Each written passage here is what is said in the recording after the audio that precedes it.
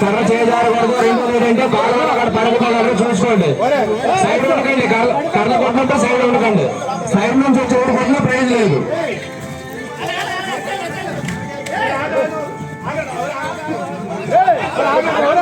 చూడండి, కొంతమంది పూర్తిగా రావలేదు, వచ్చినప్పుడు 3-4 సార్లు వస్తాను.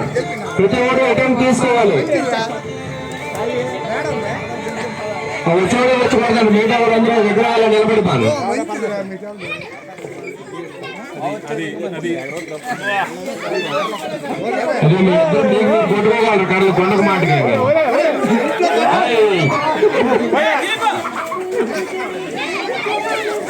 చాలా ఉత్సాహంగా సాగుతుంది కార్యక్రమం.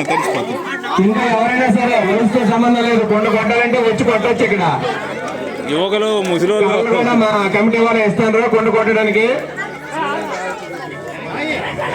అది సైన్ నుంచి చూస్తాను.